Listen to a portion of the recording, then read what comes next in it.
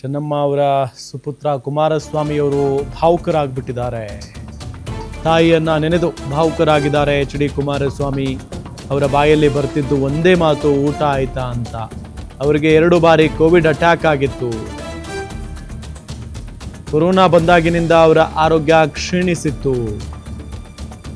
ನಮ್ಮ ಪ್ರಯತ್ನ, ವೈದ್ಯರ ಪ್ರಯತ್ನ ಫಲಿಸಲಿಲ್ಲ. ಕಳೆದ 35 ವರ್ಷಗಳಿಂದ ರಾಜರಾಜೇಶ್ವರಿ ದೇವಸ್ಥಾನಕ್ಕೆ ಪ್ರತಿ ಶುಕ್ರವಾರ ಹೋಗ್ತಾ ಇದ್ರು. ಈ ಹಿಂದೆ ಒಮ್ಮೆ ದೇವರೇ ನಮ್ಮ ತಾಯಿಯನ್ನ ಉಳಿಸಿದ್ರು. ಈಗ ಆ ದೇವರೇ ನಮ್ಮ ತಾಯಿಯನ್ನ ಕರೆದುಕೊಂಡಿದ್ದಾನೆ. ನಾಳೆ 11 ಗಂಟೆ ಮೇಲೆ ಹಾಸನ ಜಿಲ್ಲೆಗೆ ಪಾರ್ಥಿವ ಶರೀರವನ್ನ ಶಿಫ್ಟ್ ಮಾಡ್ತೀವಿ. ತಾಯಿ ಅಗಲಿಕೆಯಿಂದ ಎಚ್ ಡಿ ಕುಮಾರಸ್ವಾಮಿ ಅವರು ಭಾವುಕರಾಗಿದ್ದಾರೆ. ಮಾವಿನಕೆರೆಯಲ್ಲಿ ರಂಗನಾಥ ಸ್ವಾಮಿ ದೇವಸ್ಥಾನ ಇದೆ. ಅಲ್ಲಿ ಅಂತಿಮ ಕ್ರಿಯೆ ಮಾಡುವ ಚರ್ಚೆ ಇದೆ. ಮನೆಯಲ್ಲಿ ಎಲ್ಲರೂ ಕೂತು ಚರ್ಚೆ ಮಾಡ್ತೀವಿ ಅಂತ ಎಚ್ ಡಿ ಕುಮಾರಸ್ವಾಮಿ ಅವರು ಹೇಳಿಕೆಯನ್ನ ಕೊಟ್ಟಿದ್ದಾರೆ. ಸೋಮವಾರ ಚೆನ್ನಮ್ಮ ಅಂತ್ಯಕ್ರಿಯೆ ನಡೆಸುವುದಕ್ಕೆ ನಿರ್ಧಾರವನ್ನ ಮಾಡಿದ್ದಾರೆ. ತಾಯಿಯನ್ನ ನೆನೆದು ಭಾವುಕರಾಗಿದ್ದಾರೆ ಎಚ್ ಡಿ ಕುಮಾರಸ್ವಾಮಿ ಅವರು. ಪ್ರಯತ್ನ ಪಟ್ಟಿದ್ದಾರೆ. ಆದರೆ ನಮ್ಮ ಪ್ರಯತ್ನ ವೈದ್ಯರ ಪ್ರಯತ್ನಗಳಿಗಿಂತ ಹೆಚ್ಚಾಗಿ ಊಟ ಮಾಡಿದೀರಾ ಅಂತಕ್ಕಂಥದ್ದು ಒಂದೇ ಅವ್ರ ಬಾಯಿನಲ್ಲಿ ಬರ್ತಾ ಇದ್ದು. ಕಳೆದ 1 ವರ್ಷದಿಂದ ಅವ್ರನ್ನ ನೋಡ್ಲಿಕ್ಕೆ ಬರ್ತಕ್ಕಂಥವ್ರ ಬಗ್ಗೆ 4 ದಿನಗಳ ಹಿಂದೆ ಸಮಸ್ಯೆಗಳೇನು ಪ್ರಾರಂಭ ಆಯಿತು. ಅದು ಕೋವಿಡ್ನ ಪೀರಿಯಡ್ನಲ್ಲಿ 2 ಬಾರಿ ಅವರಿಗೆ ಕೋವಿಡ್ ಅಟ್ಯಾಕ್ ಆದ ನಂತರ ಅವರ ಆರೋಗ್ಯ ಕ್ಷೀಣಿಸ್ತಕ್ಕಂಥದ್ದಕ್ಕೇನು ಪ್ರಾರಂಭ ಆಯಿತು. ಆ ಲಂಗ್ ಮೇಲೆ ಆದಂಥ ಒಂದು ಸಮಸ್ಯೆಯಿಂದ, ರೆಸ್ಪಿರೇಟರಿ ಸಿಸ್ಟಮ್ನ ಸಮಸ್ಯೆಯಿಂದ ಸ್ವಲ್ಪ ಗಂಭೀರವಾದಂಥ ಪರಿಸ್ಥಿತಿಯಲ್ಲಿ 4 ದಿನಗಳ ಹಿಂದೆ ಬಂದಂಥದ್ದೇನಿದೆ,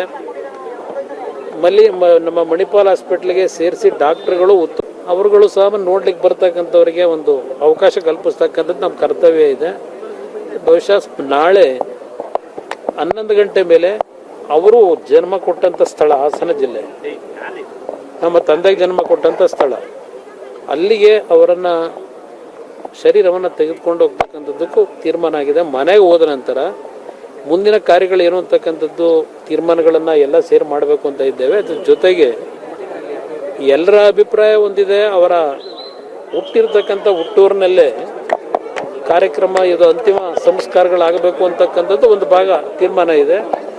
ಬಹುಶಃ ಮನೆಯಲ್ಲಿ ಎಲ್ಲರ ತೀರ್ಮಾನ ಚರ್ಚೆ ಮಾಡಿದ ನಂತರ ರಂಗನಾಥ ಸ್ವಾಮಿ ದೇವಸ್ಥಾನ ಇದೆ, ಮಾವಿನಕೆರೆ, ಒಂದು ಪವಿತ್ರವಾದಂಥ ದೇವಸ್ಥಾನದ ಅಡಿಯಲ್ಲಿ ಒಂದು ಸನ್ನಿಧಾನದಲ್ಲಿ ಅಂತಿಮವಾದಂಥ ಕ್ರಿಯೆಗಳನ್ನು ಮಾಡ್ತಕ್ಕಂಥದ್ದು ಅವರುಗಳು ಸಹ ನೋಡ್ಲಿಕ್ಕೆ ಬರ್ತಕ್ಕಂಥವ್ರಿಗೆ ಒಂದು ಅವಕಾಶ ಕಲ್ಪಿಸ್ತಕ್ಕಂಥದ್ದು ನಮ್ಮ ಕರ್ತವ್ಯ ಇದೆ.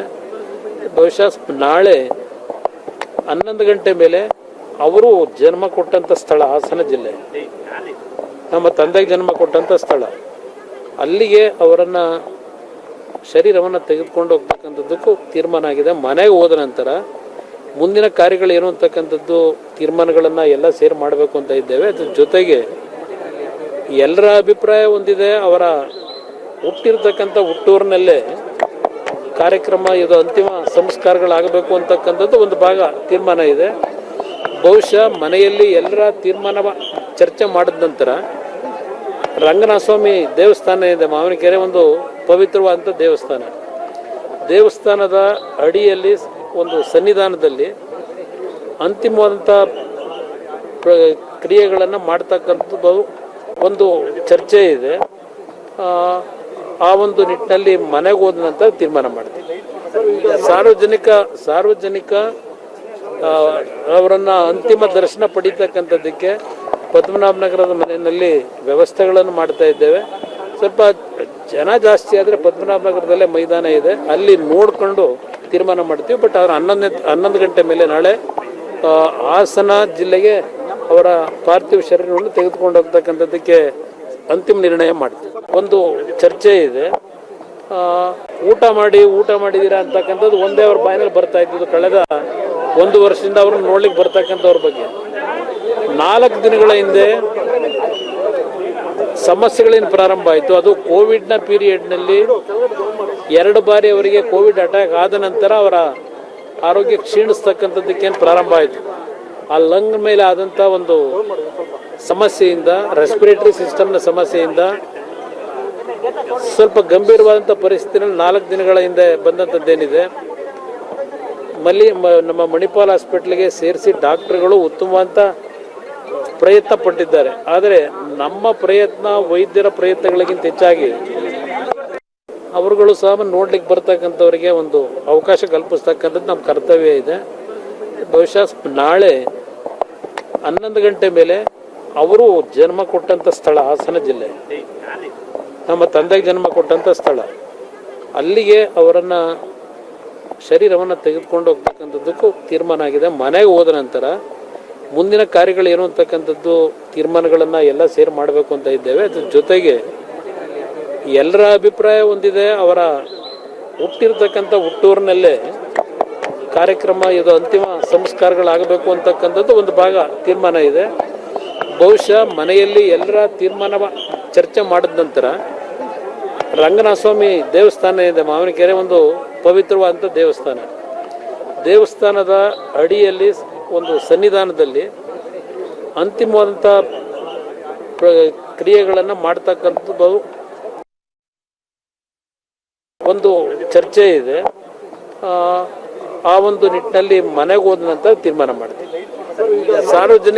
ಸಾರ್ವಜನಿಕ ಅವರನ್ನು ಅಂತಿಮ ದರ್ಶನ ಪಡೀತಕ್ಕಂಥದ್ದಕ್ಕೆ ಪದ್ಮನಾಭನಗರದ ಮನೆಯಲ್ಲಿ ವ್ಯವಸ್ಥೆಗಳನ್ನು ಮಾಡ್ತಾ ಇದ್ದೇವೆ. ಸ್ವಲ್ಪ ಜನ ಜಾಸ್ತಿ ಆದರೆ ಪದ್ಮನಾಭನಗರದಲ್ಲೇ ಮೈದಾನ ಇದೆ, ಅಲ್ಲಿ ನೋಡಿಕೊಂಡು ತೀರ್ಮಾನ ಮಾಡ್ತೀವಿ. ಬಟ್ ಅವ್ರು 11 ಗಂಟೆ ಮೇಲೆ ನಾಳೆ ಹಾಸನ ಜಿಲ್ಲೆಗೆ ಅವರ ಪಾರ್ಥಿವ ಶರೀರವನ್ನು ತೆಗೆದುಕೊಂಡು ಹೋಗ್ತಕ್ಕಂಥದ್ದಕ್ಕೆ ಅಂತಿಮ ನಿರ್ಣಯ ಮಾಡ್ತೀವಿ.